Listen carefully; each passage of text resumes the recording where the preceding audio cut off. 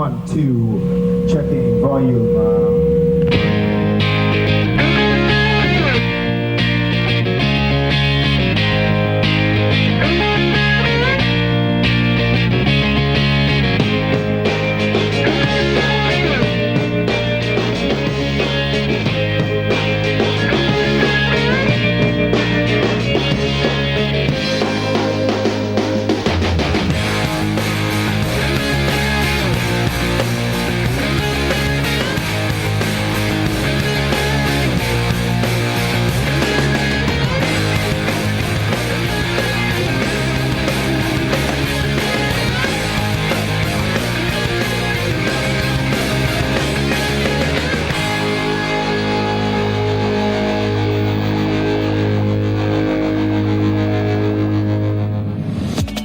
La primera pregunta que dirigió Dios al hombre fue: Caín, ¿qué has hecho con tu hermano? Fernando Savater, esta semana en El Ciudadano Caín, la pregunta universal, el cuestionamiento de todos los tiempos. Fernando Savater habla. Lo que hay que luchar es contra esa idea de que los ricos quieren la riqueza. No, los ricos no quieren la riqueza, los ricos quieren una forma mutilada de riqueza. Fernando Savater, filósofo, escritor, catedrático. Es de necios confundir las cosas que tienen precio con las cosas que tienen valor. Hay cosas que son riqueza, que tienen valor y que no se pueden calcular económicamente. Con la tarea de entender al mundo. Es imposible que no existan drogas en el mundo. Es decir, lo único que pasa es que tenemos que o bien convivir malamente con ellas y todas las drogas están prohibidas y perseguidas, o bien intentar educar y formar y preparar para distinguir el uso del abuso. Fernando Savater en El Ciudadano Caín. Hoy la muerte se ha convertido en algo lo suficientemente raro como para estar en el periódico. Caín está siendo cuestionado una vez más en 985. Sean juez y parte. Yo diría que nuestra época es particularmente poco violenta. La historia de Caín y Abel de pronto cobra relevancia. Aun cuando han pasado miles de años desde que Caín matara a Abel, los cuestionamientos siguen siendo los mismos y sobre todo las deudas aún quedan pendientes. Hay personajes de diferentes disciplinas que tienen la facultad para responder a ciertas dudas. Es por eso que el Ciudadano Caín se ha dado a la misión de sentarlos frente a ustedes para preguntarles por la venganza, la superioridad, la ambición, la traición, el crimen, el castigo, la miseria y la compasión. En pocas palabras, ¿qué han hecho los hombres con sus hermanos? Como alguna vez se le preguntó a Caín qué había hecho con Abel. Ahora que estuvo Fernando Savater en la Ciudad de México presentando su último libro A Caballo entre Milenios, tuvimos oportunidad de entrevistarlo y así aprovechar para que él inaugure este programa. Y entonces le preguntamos sobre la globalización, sobre las drogas, sobre el presidente Bush, sobre la educación, sobre la libertad y un montón de cosas que solamente Savater podría responder como lo hace, ya que se le llama filósofo de lo cotidiano y de lo no tan cotidiano, es escritor, es catedrático y tiene muchas cosas que decir y las dice en esta primera emisión del Ciudadano Caín. Caín, ¿qué has hecho con tu hermano? Lo primero que le preguntamos a Fernando Savater fue sobre su último libro que se llama A Caballo entre Milenios, sobre todo porque el propio Savater dice que es un capricho o un pretexto para hablar de las carreras de caballos. Y entonces le dijimos, bueno, ¿no son también las carreras y el libro un pretexto para hablar de otras cosas? Y esto es lo que nos respondió. Acercarse a la vida así, de frente, es como muy complicado, ¿no? Pasa un poco, yo he citado a veces el ejemplo de Perseo, que cuando tuvo que ir a cortarle la cabeza a la medusa, como a la gorgona, a la medusa, no se la podía mirar de frente porque convertía en piedra a todos los que la miraban de frente, entonces tuvo que utilizar su escudo para que se reflejara en el escudo y así verla y cortarle la cabeza sin mirarla de frente. Y yo creo que también a la vida nos pasa un poco lo mismo, ¿no? Si nos empeñamos en intentar captarla directamente, pues yo creo que nos petrifica, nos aniquila. En cambio, si la miramos a través de alguna otra cosa, a través de la metáfora que presenta alguna otra cosa, pueden ser las carreras de caballos para el que le gusten, el ajedrez, el fútbol, la filatelia, lo que sea, ¿no? Entonces, a partir de eso, volvemos a reinterpretar todo lo demás, pero con esa especie de maqueta, de pequeño, digamos, de pequeño ejemplo, ¿no? A partir de lo cual montamos todo lo demás sin quedarnos abrumados por ello.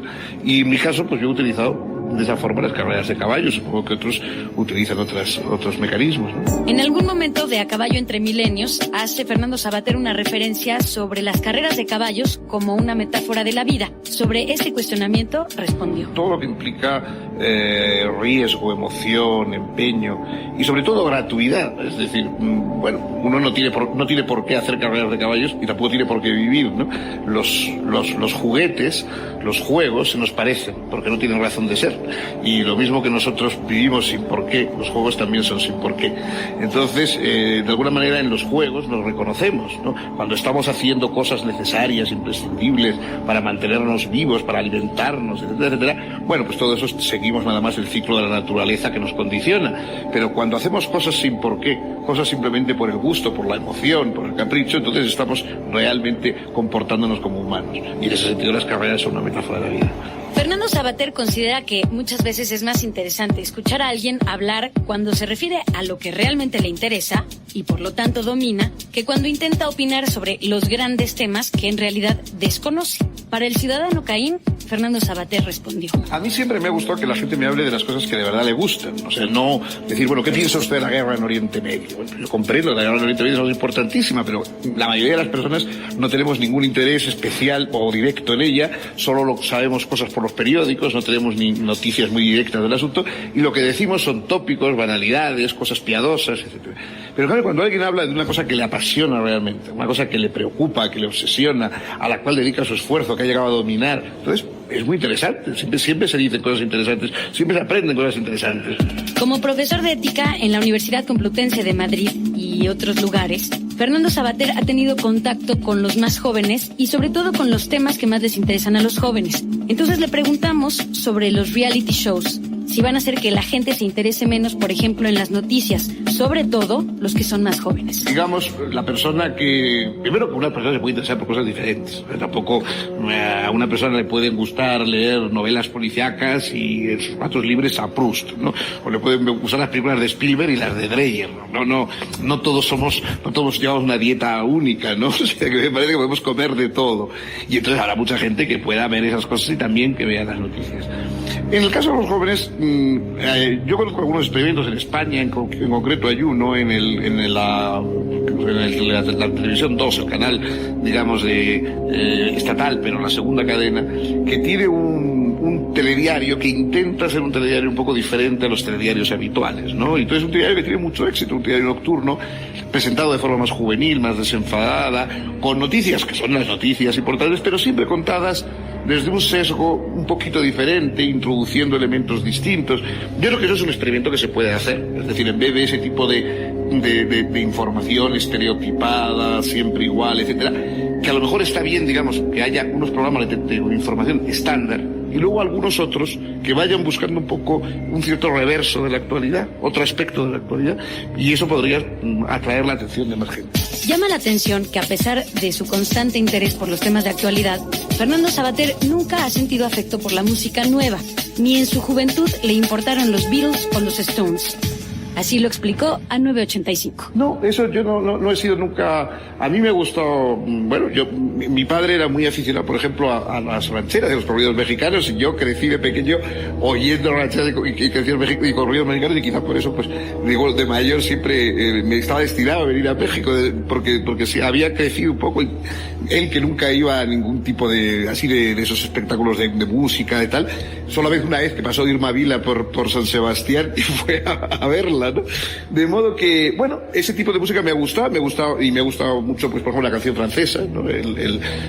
Bueno, yo, digamos, soy muy de formación francesa, y la única otra lengua que he podido manejar bien, aparte del español, es el francés, y entonces, pues, los cantantes como Jacques Brel, o Gilbert Bécaud, o Léo Ferré, etcétera, pues me han gustado mucho. En cambio, no he tenido nunca ningún atractivo ni por el rock, ni por la música, digamos, muy poco por la música anglosajona en general. Me gustó Pete Seeger en su época, pero no sé, yo no distingo a los Rolling Stones de los Beatles, y jamás me parece que los he oído mucho rato. O sea, los habré oído porque sonaban en todas partes, sobre todo en mi juventud, pero no se prestó mucha atención. Le planteamos a Fernando Savater que los Beatles han sido un emblema para las generaciones más jóvenes, y aún así consideró que no le interesan y que no tenían por qué interesar. Eso es lo que revela que esos emblemas siempre son minoritarios y que se presentan como toda la época de los Beatles. Bueno, pues yo viví en la época de los Beatles y a mí los Beatles no representan nada para mí, o sea que no, es decir, esa obligación de que uno tiene que identificarse con unas cosas, pues no, había otras personas que se identificaban con otras, ¿no? O sea que esa obligación que a veces se establece de que toda la juventud, pues la juventud está formada por personas muy distintas y a uno le gustan unas cosas y a otras. Aprovechando que Fernando Savater se ha interesado sobre todo por el tema de la globalización, le preguntamos si no es precisamente la diferencia entre los jóvenes la que hace que movimientos como el de los globalifóbicos pierdan peso por su falta de organización. Y lo explicó tan claro como es. Pero lo que pasa es que hay opciones muy diferentes, ¿no? Es decir, a mí, por lo que yo conozco, hay desde cosas totalmente sensatas. Es decir, bueno, pues muy bien, yo acepto, comentaba el otro día en un foro ahí en Monterrey, ¿no? A mí me parece que hay que aceptar la globalización en el sentido de que es un hecho de nuestro tiempo, porque está basado en los medios de comunicación, de transporte, etcétera. Entonces, hoy hay que aceptar la globalización como hay que aceptar la electricidad, es decir, porque está ahí. Lo que pasa es que uno puede aceptar la electricidad sin ser partidario de la silla eléctrica.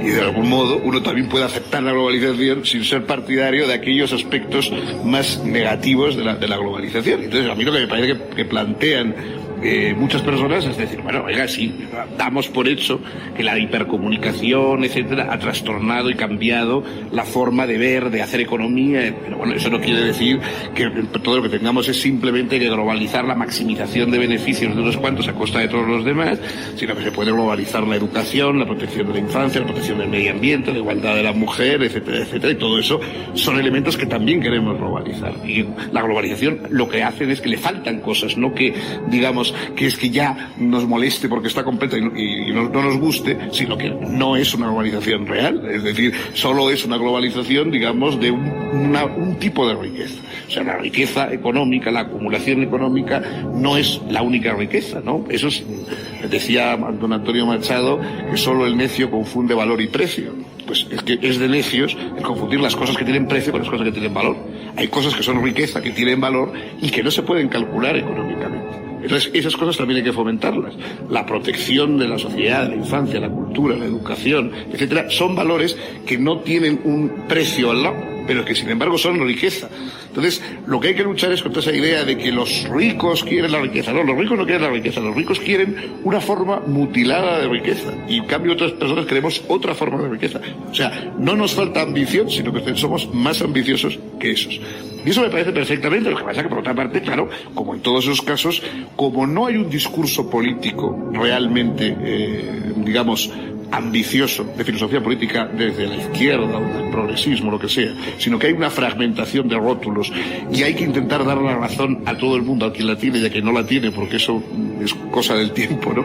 Entonces, claro, dentro de esos movimientos se meten chalaos, o sea, gente que tiene ideas totalmente disparatadas. Así como el mundo ha cuestionado las políticas del presidente Bush, sobre todo actualmente, Fernando Savater también lo hace a través del ciudadano Caín. Yo creo que nadie en su sano juicio piense que George Bush es la mente más preclara para regir el mundo. Pero claro, sustituirla por Eve de Bonaccini o por Fray Beto, pues tampoco parece que sea una mejora. Entonces, que bueno, seamos sensatos, es decir, el hecho de que Bush no nos guste no quiere decir que nos tienen que gustar todos los que están contra Bush, ¿no? O sea que yo creo que ahí, en ese tipo de concentraciones, se mezcla todo. O sea, se mezcla el que reivindica la edad de piedra y el que quiere mejorar la globalización realmente existente y tal. Lo que haría falta sería un discurso, una filosofía política de izquierda. Yo pues, a veces me indigno un poco de que se utilice la ética como elemento para cortocircuitar la política, ¿no? Empiezas a hablar de política y dices, bueno, pero es que la ética, no, la ética no tiene nada que ver. O sea, hay cosas que no tienen nada que ver la ética. Es decir, en último término, claro, el ser humano lo que quiere es vivir más plenamente, más libre y mejor. A través de la ética, de la política, de la estética, de la erótica y de todo lo que se quiera. Pero las cosas son diferentes. Y la política no se puede sustituir con ética. Es decir, la ética busca dar un sentido a la libertad de las personas y la política busca hacer mejores instituciones públicas. Y eso es otra cosa distinta, ¿no? Entonces hay que tener un discurso político y plantear el discurso político a la altura del siglo XXI, cuando 6.000 y pico millones de seres humanos no pueden seguir viviendo simplemente de una manera tribal o amparados en caprichos tribales. Entonces hay que plantearse, ¿no? ¿Qué significa la ciudadanía? ¿Qué significa la cultura? Etcétera. No simplemente crear una cosa de decir, bueno, hay que cada uno que se ponga una etiqueta indígena, anti no sé qué, tal, y cada uno que defienda esa etiqueta como si se acabara y empezara el mundo. Hablando de globalizar los derechos humanos, Fernando Savater cree que la Corte Penal Internacional es una instancia elemental para que el mundo funcione. Claro, es que esas son las instituciones que hay que buscar. Por ejemplo, a partir de lo del 11 de septiembre, se ve claramente la necesidad de que los países no pueden vivir unos de espaldas a otros. Ni siquiera los más poderosos pueden prescindir de los demás. Es decir, hoy efectivamente vivimos ya en un mundo global, pero en un mundo en que se ha globalizado, pues eso, los beneficios del capital especulativo, pero no se han globalizado otras ventajas que tendrían que globalizarse, como es, por ejemplo, la justicia o la educación, etcétera. Entonces, eso es lo que hay que intentar apoyar. Es decir, hay que intentar apoyar aquellas instancias que rompan esta fragmentación del mundo y que justifiquen derechos a escala de humanidad y no solamente a escala de grupos privilegiados. Si no se dan las paradojas de que, por ejemplo, Estados Unidos alienta entusiásticamente que juzguen a Milosevic en La Haya y ellos no firman, en cambio no reconocen los tribunales penales internacionales, con lo cual, claro, o sea, La Haya está muy bien para juzgar a Milosevic, pero en cambio, por si acaso Estados Unidos no lo suscribe, no vaya a ser que vayan a juzgar a alguien también de su propio bando, ¿no? Bueno, pues es que eso es lo que no puede ser. Mientras haya eso, habrá esta sensación de injusticia en el mundo y habrá esa sensación de inseguridad, porque donde hay injusticia hay inseguridad. Es decir, cuando uno busca la justicia o el equilibrio, no lo hace porque sea un hijo de San Francisco de Asís y quiera el bien, sino simplemente porque es una persona realista que se da cuenta de que un mundo, cuanto más injusto es, más inseguro. Y que los Estados Unidos son los primeros que deberían darse cuenta de que intentando de alguna manera crear una barrera protectora, de decir, nosotros imponemos al mundo lo que tienen que hacer y nos mantenemos al margen sin que esas leyes sirvan para nosotros, lo único que están haciendo es poniéndose en peligro ellos y su población, porque efectivamente contra ellos va a revertir todo el tipo de frustraciones que hay en el mundo, justificadas o injustificadas. De modo que si se integraran las instituciones internacionales, perderían ese carácter de blanco de todas las iras de los que están en contra de la modernidad o del orden, etcétera, etcétera. Pero hoy parece que hacen todo lo posible por convertirse en blanco de los extremistas, ¿no? Esa política, digamos, que quiere ser arrogante, pragmática, etcétera, y en realidad es una política profundamente irrealista que poco a poco tendrán que cambiar, pero que antes les puede costar pues una media docena de incidentes como el de las Torres Gemelas. No es uno, sino varios los países, por mencionar algunos como Colombia, España, México o Estados Unidos, en donde por distintos móviles las mafias, sean estos terroristas, la delincuencia organizada, nos tienen de alguna manera secuestrados. ¿Se nos puede denominar como la generación del miedo? A esto respondió Savater. No, todas las épocas ha habido miedo. O sea, en nuestra época, yo diría que nuestra época es particularmente poco violenta en relación con otras. Lo que pasa es que ahora tenemos unos medios de destrucción quizá mayores de los que ha habido nunca, y también somos muchos más, y por lo tanto se acumulan los cadáveres con más facilidad. Pero bueno, yo creo que en otras épocas ha habido mucha más violencia de la que hay ahora. Todavía a comienzos del siglo XX, en Europa, que era una parte privilegiada del mundo, la primera causa de muerte de las personas entre los 25 y los 35 años de los varones era la muerte violenta, la mano airada, el asesinato, la guerra, etcétera, ¿no? Por ahí moría la mayor parte de los jóvenes. Es decir, hoy la muerte se ha convertido en algo lo suficientemente raro como para que salga en el periódico, ¿no? Encontramos a un bebé en un tacho de basura y eso sale en el periódico. En la época del Imperio Romano ocurría cada mañana y nadie se molestaba en contárselo a los demás porque todo el mundo sabía qué pasaba y no nadie le daba importancia. Entonces, nuestra época no es que sea especialmente violenta, es que, como es lógico, hemos alcanzado una sensibilidad mayor. O sea, decimos, ¿por qué tiene que seguir siendo así? En otras épocas estaban resignados a la violencia. Hoy nosotros no tenemos por qué resignarnos, por lo menos no tenemos que resignarnos a la violencia en gran escala. O sea, hoy el mundo, precisamente por esas conexiones, por esa capacidad de comunicación, etcétera, debería ser capaz de erradicar la violencia, al menos entre los grandes grupos. Quizá no la violencia privada entre los individuos, pero sí la violencia entre los grandes grupos. Eso ya no debería existir. Hay medios disuasorios que deberían estar centralizados a escala mundial para impedir que conflictos como Oriente Medio o como otros tuvieran lugar. Hoy ya hay medios para eso no es un sueño. En otras épocas era un sueño, nadie podía ir a poner paz allá al otro extremo del mundo porque entre que iba y venía se acababa el conflicto y empezaban otros 10, pero hoy sí se pueden resolver esas cosas, ¿no? Entonces nuestra indignación no es que tengamos más miedo o menos miedo, sino que verdaderamente el miedo se va haciendo más difuso, porque antes creíamos que el miedo era un país frente a otro. Y hoy todas las guerras son guerras civiles, porque vivimos en un solo mundo, en el fondo. Entonces, la prueba de que vivimos en un solo mundo es que todos los conflictos se van convirtiendo en conflictos civiles. Están escuchando en 985 El Ciudadano Caín. La primera pregunta que dirigió Dios al hombre fue: Caín, ¿qué has hecho con tu hermano? Fernando Savater, esta semana en El Ciudadano Caín, la pregunta universal, el cuestionamiento de todos los tiempos. Fernando Savater habla. Lo que hay que luchar es contra esa idea de que los ricos quieren la riqueza. No, los ricos no quieren la riqueza, los ricos quieren una forma mutilada de riqueza. Fernando Savater, filósofo, escritor, catedrático. Es de necios confundir las cosas que tienen precio con las cosas que tienen valor. Hay cosas que son riqueza, que tienen valor y que no se pueden calcular económicamente. Con la tarea de entender al mundo. Es imposible que no existan drogas en el mundo. Es decir, lo único que pasa es que tenemos que o bien convivir malamente con ellas y todas las drogas están prohibidas y perseguidas, o bien intentar educar y formar y preparar para distinguir el uso del abuso. Fernando Savater en El Ciudadano Caín. Hoy la muerte se ha convertido en algo lo suficientemente raro como para que salga en el periódico. Caín está siendo cuestionado una vez más en 985. Sean juez y parte. Yo diría que nuestra época es particularmente poco violenta. Este domingo, 7 de la noche.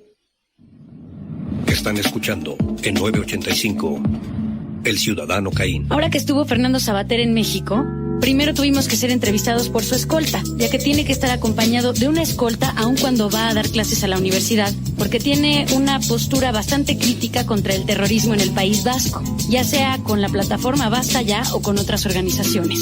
Sobre el terrorismo en el País Vasco, esto es lo que respondió al Ciudadano Caín. Hay veces que entiendes de dónde surge el terrorismo, es decir, no sé, un palestino que ha nacido en un campo de concentración, que ha visto maltratados a sus padres, que no tiene expectativas de trabajo, que vive privado de derechos elementales, no va a resolver nada lanzándose a poner bombas, pero uno entiende la desesperación de ese muchacho y que haga eso. En cambio, claro, hay otros terrorismos que surgen al contrario, del fanatismo de los ricos, del fanatismo de los bien alimentados, como es el caso del País Vasco. Es decir, el País Vasco no hay un fanatismo entre alguien que no tenga y que no posea y que quiera poseer y otros que no tengan todo lo contrario. Son los dueños del País Vasco, es decir, los nacionalistas, los que tienen el dinero, los que tienen un desarrollo de vida mayor, quienes por fanatismo ideológico se han lanzado contra buena parte de la población porque no comparten con ella los apellidos o la lengua o las ideas de leyendas míticas, etcétera, etcétera. Y eso también es una advertencia a escala mundial. Es verdad que cuando se equilibren las injusticias probablemente desaparecerá en buena medida motivos de terrorismo, pero quedarán terroristas surgidos de la abundancia. Es decir, también el fanatismo y la locura pueden surgir de la abundancia, no solo de la pobreza y de la insatisfacción justificada. Entonces, en ese sentido, aunque sea una cosa pequeñita en el mundo, pero el País Vasco es un ejemplo de a dónde puede llegar la perversión de los ricos, no la injusticia de los pobres. Hablando de la injusticia de los pobres, de los menos afortunados, la migración se ha convertido en uno de los grandes fenómenos de este siglo. ¿Cómo va a cambiar el orden mundial a partir de esto? Le preguntamos a Fernando Savater. Y esto es lo que respondió. Bueno, la migración también es un producto de la globalización. Es decir, migraciones han existido siempre y, ahora ya no nos acordamos, pero Europa, no sé, Francia sufrió migraciones de italianos y de belgas enormes en el siglo XIX que configuraron la Francia actual. En todos los países europeos han ocurrido fenómenos parecidos, por no digamos, hablemos de Norteamérica y de Latinoamérica. Entonces, la inmigración es un fenómeno constante. Lo que pasa es que con los medios de comunicación actuales empiezan a emigrar gente que no había emigrado nunca, es decir, gente de países y de lugares que antes ignoraban hasta la existencia de los demás. Hoy, gracias a los medios de comunicación, se enteran de cómo se vive y de dónde se vive bien, y gracias a los medios de transporte pueden llegar hasta allí. Entonces, claro, la inmigración es también un producto de la globalización. Es decir, hoy la gente de cualquier punto del mundo se entera de cómo se vive en los restantes lugares y con unas ideas más o menos mitológicas, porque normalmente no tiene muchas, verdaderamente no sabe realmente qué posibilidades tiene de trabajo ni qué posibilidades tiene, pero se lanza a la aventura y tiene medios de transporte capaces de hacerle llegar hasta ahí. Entonces, la única forma, digamos, de equilibrar la emigración es ayudar a aquellos países de donde se escapa la gente. Es Es decir, la gente normalmente no quiere irse de su casa. Hay personas emprendedoras que quieren hacer una nueva vida en otro lugar. La mayoría de la gente no se va atraída por la luz, sino empujada por la sombra de su propio país. Entonces, si la sombra de alguna manera se desvanece o mejora en su país, probablemente se quedaría allí, o cambiaría el sentido de la migración y sería algo mucho más periódico, mucho más reducido en el tiempo, etcétera, etcétera. Hoy por hoy, mientras existan zonas desahuciadas del mundo, como es prácticamente toda África, buena parte de América Latina y otros lugares, la gente huirá. Y esperemos que no ocurra un drama, por ejemplo, en China o en algún lugar así, porque eso puede ser realmente una inmigración masiva. De hecho, muchos de los elementos con los que han jugado las autoridades chinas frente a las presiones internacionales de derechos humanos es amenazar con decir, bueno, si insisten ustedes, abrimos las fronteras y dejemos que los chinos se vayan. Entonces, a ver qué hacen ustedes, ¿no? De modo que yo creo que efectivamente es uno de esos peligros o problemas, pero no es un peligro en sí mismo, la migración no es un peligro, es un problema, y es un peligro el descontrol de personas que sin trabajo, sin posibilidades de obtenerlo, etcétera, se lanzan a unos lugares en que van a suscitar, pues a lo mejor la animadversión y la agresividad de la gente que no sabe cómo hacérselas con eso. El autor de Ética para Amador piensa que todo el mundo puede ser filósofo porque todos reflexionamos en algún momento sobre los temas que no tienen respuesta, como el amor, como la muerte o como la libertad. El tema de las libertades ha cambiado, sobre todo a partir de los atentados del 11 de septiembre. Estados Unidos ha tomado una actitud frente a los presos que pocos aprueban. Fernando Savater también tiene su muy particular opinión al respecto. Churchill limitó drásticamente las libertades en Inglaterra durante la Segunda Guerra Mundial.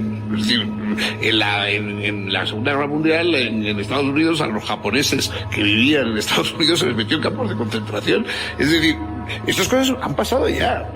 Lo que pasa es que se crean estados de guerra. Entonces, claro, el problema es que como hoy la guerra es una cosa muy difusa, porque no es una cosa clara de decir, hay guerra mientras Hitler esté ahí. Cuando desaparezca Hitler se acabó la guerra.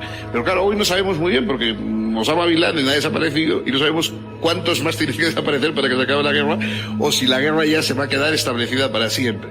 Entonces, lo peligroso es que esas medidas excepcionales que siempre aparecen en los casos de guerra, porque los casos de guerra no son precisamente los momentos en que más se respetan las libertades, sino que casi siempre hay recortes y limitaciones a las libertades, hoy se convierte el estado de guerra en algo permanente. Entonces ya se decrete que como estamos en una guerra de largo aliento ante un enemigo infinito, invisible y no sé qué, pues ya quiera decirse que nos tenemos que pasar siglo y medio en estado de guerra, suspendiendo entonces eso sí ya las libertades casi de una manera permanente. Eso sería lo grave. Lo demás, hoy todavía no, los recortes, digamos, son, en fin, había periódicos y gente que ya al día siguiente del 11 de septiembre estaban más preocupados por qué recortes iba a haber de la libertad que por cómo evitar que ocurrieran cosas y cómo castigar a los que la habían hecho. Bueno, es un poco grotesco, ¿no? Es decir, los peligros que hoy tiene el mundo occidental, desde luego, no vienen exclusivamente del recorte de las libertades, ni parece que los mayores riesgos que corramos hoy sea que nos quiten las libertades. Hoy el peligro y lo que más amenaza las libertades es la falta de seguridad por grupos fanatizados, ¿no? La falta de seguridad es la primera pérdida de libertad y la fundamental. Es decir, donde no hay seguridad y donde no hay, digamos, garantía de poder vivir, expresarse, etcétera, sin amenazas, es evidente que ahí no existe libertad, aunque los derechos estén escritos en las paredes.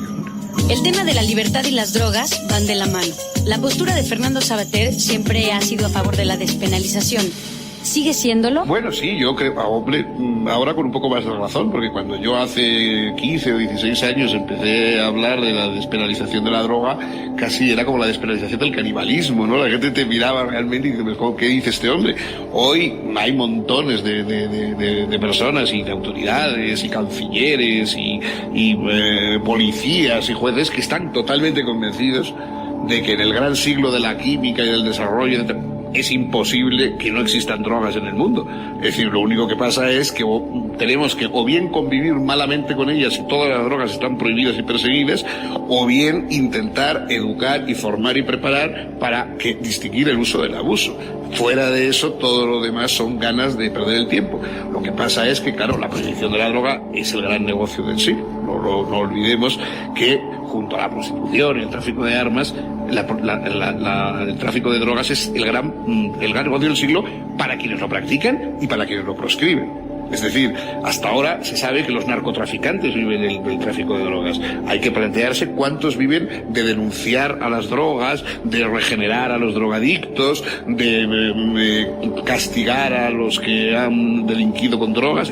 También vive mucha gente. Y por eso también esa gente tiene miedo a que se acabe la prohibición, se acabe este problema y tengan que dedicarse a vivir honradamente. Un asunto muy controversial, hablando de drogas, es el de los picaderos. Bueno, yo solo tengo dos acepciones en castellano en España, pero explícame cuál es la tuya. Que son centros que se ubican en algunos países, sobre todo los desarrollados, en donde se permite que la gente, estando ahí dentro, se inyecte heroína con jeringas limpias. Esto con el fin de evitar sobredosis, la propagación del SIDA y promover la posibilidad de dar terapia a quienes acuden a estos lugares. Sobre estos centros en particular, esto es lo que Fernando Savater respondió al ciudadano Caín. Son paliativos que demuestran hasta qué punto la cosa es absurda. Lo que pasa es que muchas de las personas incluso que están aplicando esos paliativos no se deciden, digamos, a denunciar estos absurdos, ¿no? O sea que no se deciden a denunciar el montaje de la cruzada contra las drogas, que ese sí es un producto en buena medida de obsesiones y de fobias. La palabra picaderos en España también tiene otro significado que de hecho le causó mucha gracia al escritor Fernando Savater. Eso es lo que explicó sobre los otros picaderos. Fundamentalmente picadero tiene un uso honesto en España, que es allí donde se entrenan los caballos de paseos, es decir, un caballo, ese lugar donde los caballos dan vueltas y se ejercitan y se doman, etcétera, etcétera, es el picadero. Y también es el picadero una casa o una habitacioncita, un apartamento que suelen tener determinados caballeros para llevar a determinadas señoritas los fines de semana. Me dicen leonero. Para que veas que estamos enriqueciendo el intercambio lingüístico. Esta primera emisión del Ciudadano Caín fue producida por Rodrigo Enciso e Israel Pérez. La realización estuvo a cargo de Ilana Sod y José Álvarez. Los esperamos en las siguientes ediciones del Ciudadano Caín. El Ciudadano Caín.